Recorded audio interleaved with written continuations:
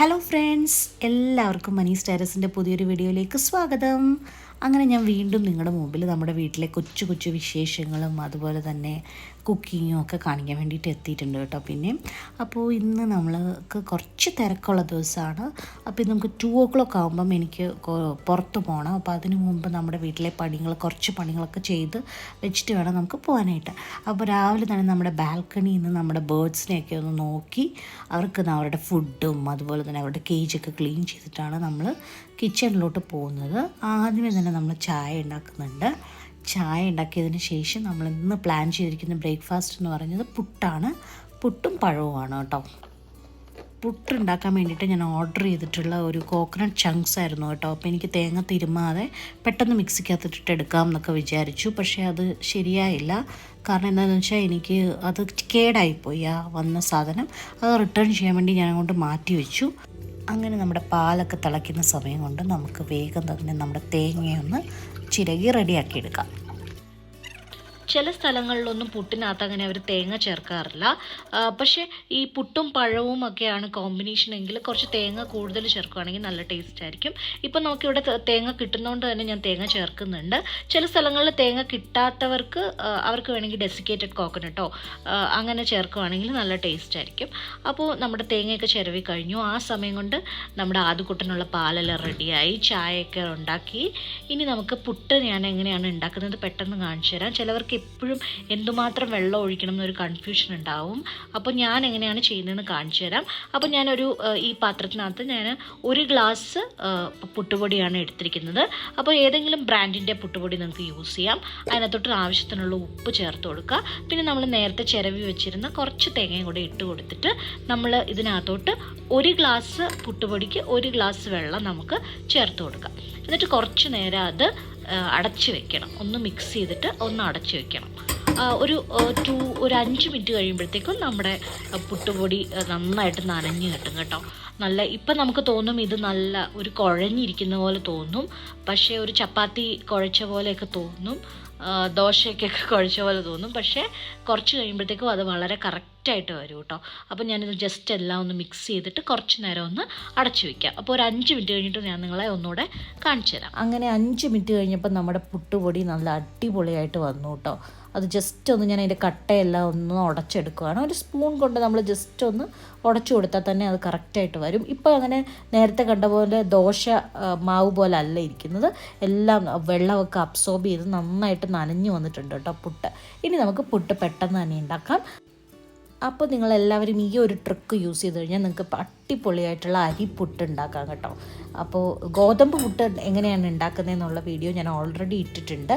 അത് ഞാൻ നിങ്ങൾക്ക് അതിൻ്റെ ലിങ്ക് ഞാൻ ഡിസ്ക്രിപ്ഷൻ ബോക്സിൽ കൊടുക്കുന്നതായിരിക്കും. അങ്ങനെ നമ്മുടെ ചായയൊക്കെ റെഡിയായി, പുട്ട് വേവാനായിട്ടുള്ള വെള്ളമൊക്കെ വെച്ചിട്ടുണ്ട്. അങ്ങനെ നമുക്ക് പെട്ടെന്ന് തന്നെ പുട്ട് ഉണ്ടാക്കാം.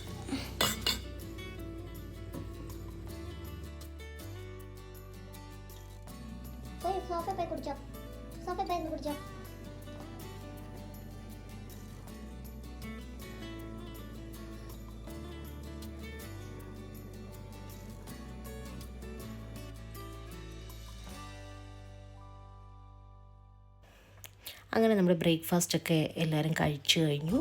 ഇനി നമ്മൾക്ക് ലഞ്ച് റെസിപ്പീസിലോട്ട് പോവാം. അപ്പോൾ ഇന്ന് ലഞ്ച് ഞാൻ ഉണ്ടാക്കിയത് ഒരു സിമ്പിൾ ലഞ്ചായിരുന്നു. ഇന്ന് ഞാൻ റെഡ് റൈസ് ആണ് ഉണ്ടാക്കുന്നത്. അത് ഞാൻ ഓൾറെഡി കുക്കറിനകത്ത് വേവിക്കാൻ വെച്ചിട്ടുണ്ട്. ഇനി ഞാൻ പയർ മെഴുക്കുവരട്ടി ഉണ്ടാക്കാൻ പോവാണ്. അപ്പോൾ അതിൻ്റെ റെസിപ്പിയൊക്കെ എല്ലാവർക്കും അറിയാം. എന്നാലും ഞാൻ എങ്ങനെയാണ് ഉണ്ടാക്കുന്നതെന്നൊന്ന് ജസ്റ്റ് കാണിച്ചു തരാം. അപ്പോൾ ആദ്യമേ ഞാൻ പയറെല്ലാം നീളം പയറാണ് കേട്ടോ യൂസ് ചെയ്തിരിക്കുന്നത്. അതെല്ലാം ക്ലീൻ ചെയ്തിട്ട് കട്ട് ചെയ്തെടുത്തിട്ടുണ്ടായിരുന്നു. പിന്നെ അതിനകത്തോട്ട് ഞാൻ ഒരു 1/2 സവോള സ്ലൈസ് ചെയ്തിട്ടു.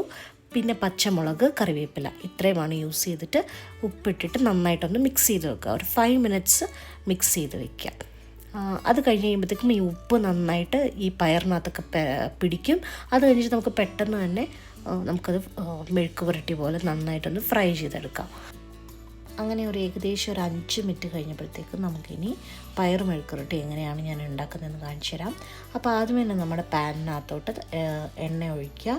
അതിനുശേഷം ഞാൻ കടുകും അതുപോലെ തന്നെ വറ്റൽ മുളകുമാണ് ചേർക്കുന്നത്. കറിവേപ്പിലയും കൂടെ ചേർത്തിട്ട് നന്നായിട്ടൊന്ന് പൊട്ടിച്ചെടുക്കുക.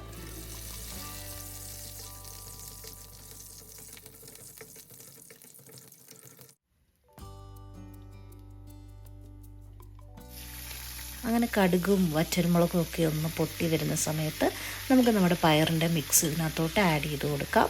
എന്നിട്ട് കുറച്ചൊരു 5-10 മിനിറ്റ്സ് എടുത്തിട്ട് വേണം നമ്മൾക്കിതൊന്ന് വേവിച്ച് ഒന്ന് സ്റ്റിർ ഫ്രൈ ചെയ്തെടുക്കാം. ഇപ്പോൾ അത് വേണമെങ്കിൽ നമുക്ക് കുറച്ച് വെള്ളം ആഡ് ചെയ്തിട്ട് അടച്ച് വെച്ച് വേവിക്കാം. അപ്പോൾ ഇതിപ്പോൾ മെഴുക്കുവരട്ടി ഉണ്ടാക്കുന്നതുകൊണ്ട് തന്നെ കുറച്ചൊരു ഫ്രൈ പോലെ വരാൻ വേണ്ടിയിട്ട് ഞാൻ തുറന്ന് വെച്ചിട്ടാണ് ഇത് വേവിച്ച് എടുക്കുന്നത്. അപ്പോൾ ഒന്ന് ജസ്റ്റ് മിക്സ് ചെയ്ത് കൊടുത്ത് ഒന്ന് ലോ ഫ്ലെയിമിലാക്കുമ്പോൾ അത് അവിടെ ഇരുന്ന് വെന്തോളും. അപ്പോൾ ഇനി നമുക്ക് ചിക്കൻ കറിക്ക് വേണ്ടിയിട്ടുള്ള ഇൻഗ്രീഡിയൻസ് എല്ലാം എന്താണെന്ന് ഞാൻ ജസ്റ്റ് ഒന്ന് പറയാം. അപ്പോൾ അതിന് വേണ്ടിയിട്ട് ഞാനിവിടെ ഒരു സവോള എടുത്തിട്ടുണ്ട്. 1.5 സവോള നമുക്കെടുക്കാം. അത് കുറച്ച് വലുപ്പമുള്ള സവോളയാണെങ്കിൽ നന്നായിരിക്കും. അതെടുത്തിട്ടുണ്ട്. പിന്നെ നമുക്ക് ഇഞ്ചി, വെളുത്തുള്ളി, അതുപോലെ തന്നെ പെരിഞ്ചീരകവും കുരുമുളകും കൂടെ ഒന്ന് ചതച്ചെടുക്കണം. അപ്പോൾ ഇത്രയും ഒന്ന് റെഡിയാക്കി വെക്കണം. പിന്നെ നമുക്ക് വേണ്ടത് മല്ലിയിലയും പുതിന ഇലയാണ്. കുറച്ച് മല്ലിയിലയും പുതിന ഇലയും പച്ചമുളകും. അപ്പോൾ ഇത്രയാണ് നമുക്ക് ചിക്കൻ കറിക്ക് വേണ്ട ഇൻഗ്രീഡിയൻസ്. അത്രയാണ്.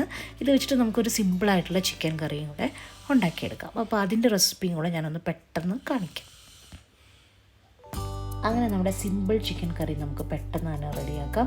ആദ്യമേ തന്നെ ഞാനൊരു പാൻ വെച്ചിട്ടുണ്ട്. അതിനകത്തോട്ട് ഞാനൊരു 1.5 ടേബിൾ സ്പൂൺ വെളിച്ചെണ്ണ ഒഴിച്ച് കൊടുത്തു. പിന്നെ ഞാൻ കുറച്ച് ഉലുവ, ഒരു 4-5 മണി ഉലുവ ഇട്ട് കൊടുക്കുന്നുണ്ട് ഒന്ന് പൊട്ടിച്ചെടുക്കാൻ വേണ്ടിയിട്ട്.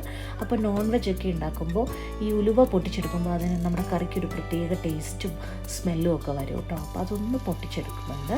അപ്പോൾ കുറേ പേരെന്നോട് ഇത് എവിടെ നിന്നാണ് വാങ്ങിച്ചതെന്ന് ചോദിച്ചായിരുന്നു. ഈ ഒരു പാന് ഇത് നോൺ സ്റ്റിക്കിന് പകരമായിട്ട് നമുക്ക് യൂസ് ചെയ്യാൻ പറ്റുന്ന ഒരു പാനാണ് കേട്ടോ. ഒരു സ്റ്റെയിൻലെസ് സ്റ്റീലിൻ്റെ പാനാണ് ഇത്. ഞാൻ പ്രസ്റ്റീജിൽ നിന്നാണ് വാങ്ങിച്ചത്. അപ്പോൾ അവർക്ക് ഓഫർ ഉണ്ടായിരുന്ന സമയത്ത് ഞാനിത് വാങ്ങിച്ചു വെച്ചതാണ്. ഭയങ്കര യൂസ്ഫുള്ളാണ് കേട്ടോ ഈ പാൻ. ഞാൻ വേണമെങ്കിൽ ഇതിൻ്റെ ലിങ്ക് ഡിസ്ക്രിപ്ഷൻ ബോക്സിലോ അല്ലെങ്കിൽ നമ്മുടെ കമൻറ്റ് ബോക്സിലോ പിന്ന് ചെയ്യുന്നതായിരിക്കും. നിങ്ങൾക്ക് വേണമെങ്കിൽ നോക്കിയിട്ട് വാങ്ങിക്കാം. അപ്പോൾ നമ്മുടെ ഇഞ്ചി, വെളുത്തുള്ളി പേസ്റ്റ്, കുരുമുളകും ജീരകവും കൂടെ ചതച്ചിട്ടിട്ടുള്ള പേസ്റ്റ് ഇതിനകത്തോട്ട് ചേർത്ത് കൊടുക്കുക. പിന്നെ പച്ചമുളകും കറിവേപ്പിലയും കൂടെ ചേർത്തിട്ട് നന്നായിട്ടൊന്ന് വഴറ്റിയെടുക്കുക. അതിൻ്റെ ആ ഒരു പച്ചമണമൊക്കെ മാറുന്ന വരെ ഒന്ന് വഴറ്റിയെടുത്തതിന് ശേഷം നമുക്കിതിനകത്തോട്ട് സവോള ചേർത്ത് കൊടുക്കാം. സവോള ചേർക്കുന്നതിന് മുമ്പായിട്ട് ഞാനിവിടെ നമ്മൾ നേരത്തെ മാറ്റി വെച്ചിരുന്ന നമ്മുടെ പുതിന ഇലയും മല്ലി ഇലയും ചേർത്ത് കൊടുക്കുകയാണ്. അപ്പോൾ നിങ്ങൾക്ക് ഈ പുതിനയുടെ ഇല അതിൻ്റെ ടേസ്റ്റ് ചിലവർക്ക് ഇഷ്ടമല്ല. അപ്പോൾ അത് ഇഷ്ടമല്ലെങ്കിൽ നിങ്ങൾക്ക് അത് ചേർക്കേണ്ട, മല്ലിയില മാത്രം ചേർത്താൽ മതി. പക്ഷേ പുതിനയിലയും കൂടെ ഇടുമ്പോൾ ഈ ചിക്കൻ കറിക്ക് ഒരു അടിപൊളി ടേസ്റ്റ് ആയിരിക്കും കേട്ടോ. അപ്പോൾ അതുകൊണ്ടാണ് ഞാൻ പുതിനയിലയും കൂടെ ഇട്ടത്. അപ്പോൾ സവോളയും കൂടെ ചേർത്ത് കൊടുത്തിട്ട് കുറച്ച് ഉപ്പിട്ടിട്ട് ഒരു ലൈറ്റ് ബ്രൗൺ കളർ ആവുന്നിടം വരെ ഒന്ന് വഴറ്റിയെടുക്കുക. അങ്ങനെ നമ്മുടെ ചിക്കൻ കറിയുടെ സവോളയൊക്കെ വഴഞ്ഞു വരുന്ന സമയം കൊണ്ട് ഞാൻ നമ്മുടെ പയറ് മെഴുക്കുരട്ടി നോക്കിയപ്പോഴത്തേക്കും അതിങ്ങനെ ചെറുതായിട്ട് വാടി വന്നിട്ടുണ്ടായിരുന്നു. അപ്പോൾ അതിനകത്തോട്ട് ഞാൻ കുറച്ച് തേങ്ങാക്കൊത്തൂടെ ചേർത്ത് കൊടുത്തു. അപ്പോൾ തേങ്ങാക്കൊത്തൂടെ ചേർക്കുമ്പോൾ മെഴുക്കുരട്ടിക്ക് ഒരു പ്രത്യേക ടേസ്റ്റ് ആയിരിക്കും കേട്ടോ. അങ്ങനെ നമ്മുടെ അതോട് ചേർത്ത് നന്നായിട്ടൊന്ന് മിക്സ് ചെയ്ത് കൊടുക്കുക. അപ്പോൾ ഇനി ഞാൻ കുറച്ച് വെള്ളം കൂടെ ചേർത്തിട്ട് ഇത് കുറച്ച് നേരം അടച്ച് വെക്കാൻ പോവുകയാണ്.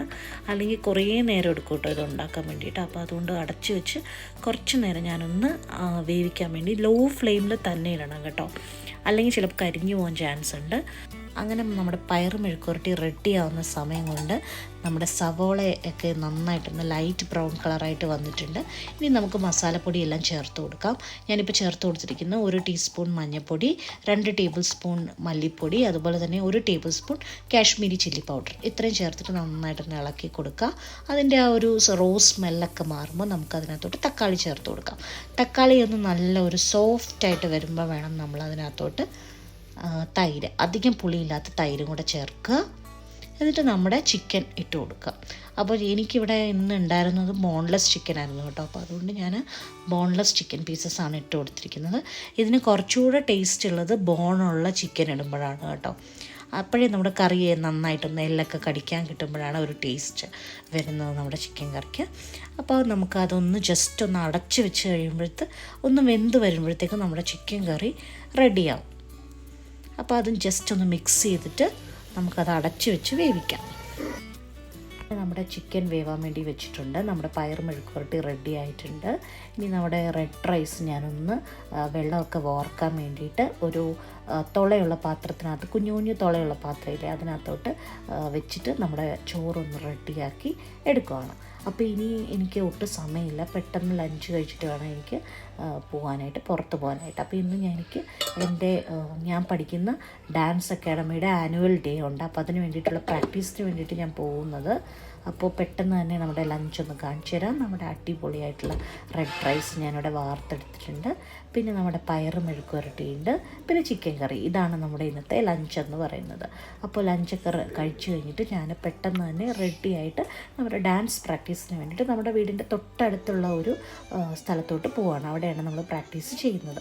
അപ്പോൾ അതിൻ്റെ ചെറിയ ചെറിയ ക്ലിപ്സും പിന്നെ നമ്മുടെ പ്രോഗ്രാമിൻ്റെ ചെറിയ ചെറിയ ക്ലിപ്സും ഞാൻ നിങ്ങളായിട്ട് ഷെയർ ചെയ്യാം. അങ്ങനെ ഏകദേശം ഒരു 10 ഇയേഴ്സിന് ശേഷമാണ് കേട്ടോ, എൻ്റെ കോളേജ് ലൈഫ് കഴിഞ്ഞിട്ടാണ് ഞാനൊരു വലിയ സ്റ്റേജിൽ പെർഫോം ചെയ്യാൻ വേണ്ടി പോകുന്നത്. അപ്പോൾ അതും വളരെ എന്നെക്കാട്ടിലും കുഞ്ഞായിട്ടുള്ള മക്കളുടെ കൂടെയാണ് കേട്ടോ ഞാൻ പ്രാക്ടീസ് ചെയ്യുന്നതും ഒക്കെ.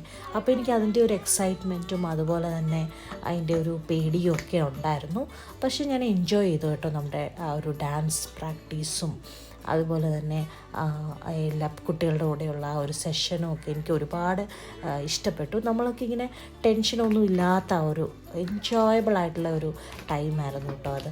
അപ്പോൾ അതിൻ്റെ കുറച്ച് ക്ലിപ്സൊക്കെ ഞാൻ ഇതിനകത്ത് ആഡ് ചെയ്തിട്ടുണ്ട് ഈ വീഡിയോയ്ക്കകത്ത്. അപ്പോൾ ഇങ്ങനെ ഒരു ഡാൻസ് പെർഫോമൻസ് ചെയ്യാൻ പറ്റിയതിൽ എനിക്ക് ഒരുപാട് സന്തോഷമുണ്ട് കേട്ടോ. അതുപോലെ തന്നെ ഇങ്ങനെ ഒരു അവസരം നൽകിയ എൻ്റെ ഗുരുവായിട്ടുള്ള സംഹിത മാമിന് ഒരുപാട് നന്ദിയുണ്ട് കേട്ടോ. എത്ര പറഞ്ഞാലും എനിക്ക് നന്ദി പറഞ്ഞാലും മതിയാകത്തില്ല. അതുപോലെ തന്നെ ആ ദിവസം എൻ്റെ ഡാൻസിൻ്റെ ഡേയുടെ അന്ന് എൻ്റെ ഹെയറൊക്കെ സ്റ്റൈൽ ചെയ്ത് തന്നിട്ടുള്ള നമ്മുടെ സ്റ്റൈലിസ്റ്റ് ആയിട്ടുള്ള സുകന്യയ്ക്ക് ഒരുപാട് താങ്ക്സ് കേട്ടോ. അപ്പോൾ എന്തൊരു ഡാൻസ് പ്രോഗ്രാം എന്ത് വന്നാലും മേക്കപ്പ് ആണെങ്കിലും അതുപോലെ തന്നെ നമ്മുടെ ഹെയറും ഒക്കെ ചെയ്തു തരുന്ന നമ്മുടെ ഈ കുട്ടിയാണ് കേട്ടോ, സുകന്യ എന്ന് പറഞ്ഞിട്ടുള്ള കുട്ടിയാണ്. പിന്നെ എൻ്റെ കൂടെ എപ്പോഴും എനിക്ക് എന്തെങ്കിലും എനിക്ക് ഡാൻസൊക്കെ പഠിക്കാനൊക്കെ പിന്നെയും എനിക്ക് പോകണം എന്ന് പറഞ്ഞപ്പോൾ എനിക്ക് സപ്പോർട്ട് ചെയ്ത് പോകൂ എന്ന് പറഞ്ഞിട്ട് സപ്പോർട്ട് ചെയ്ത് തന്നിട്ടുള്ള എൻ്റെ ഹസ്ബൻഡിനും എൻ്റെ അരവൻ ചേട്ടനും അതുപോലെ തന്നെ അരവൻ ചേട്ടൻ്റെ ഫാമിലിയിലുള്ള അച്ഛനും അമ്മയ്ക്കും ഒക്കെ ഒരുപാട് എന്നെ സപ്പോർട്ട് ചെയ്യുന്നതിന് ഒരുപാട് താങ്ക്സ് ഉണ്ട്. അതുപോലെ തന്നെ എൻ്റെ ഡാൻസ് പ്രോഗ്രാം കാണാനായിട്ട് എൻ്റെ ഫാമിലി ഫുള്ള് വന്നിട്ടുണ്ടായിരുന്നു. എൻ്റെ അരവൻ ചേട്ടൻ വന്നിട്ടുണ്ടായിരുന്നു, അതുപോലെ തന്നെ ആദുക്കുട്ടൻ, അവനൊക്കെ ഇങ്ങനെ അധികം കുസൃതിയൊന്നും ഉണ്ടാക്കാതെ എൻ്റെ പെർഫോമൻസ് ഒക്കെ കണ്ടുകൊണ്ടിരുന്നു. പിന്നെ അരവൻ ചേട്ടൻ അച്ഛനും അമ്മയും, അപ്പോൾ അവരൊക്കെ വന്നിട്ടുണ്ടായിരുന്നു. അപ്പോൾ അതൊക്കെ എനിക്ക് ഒരുപാട് സന്തോഷമായി. അപ്പോൾ നിങ്ങൾക്ക് ഈ എൻ്റെ ഒരു കുട്ടി വീഡിയോ ഇഷ്ടപ്പെട്ടിട്ടുണ്ടെങ്കിൽ തീർച്ചയായിട്ടും ലൈക്ക് ചെയ്യുക, ഷെയർ ചെയ്യുക, സബ്സ്ക്രൈബ് ചെയ്യുക. പുതിയ വീഡിയോസുമായിട്ട് വരുന്നിടം വരെ bye. Thank you for watching.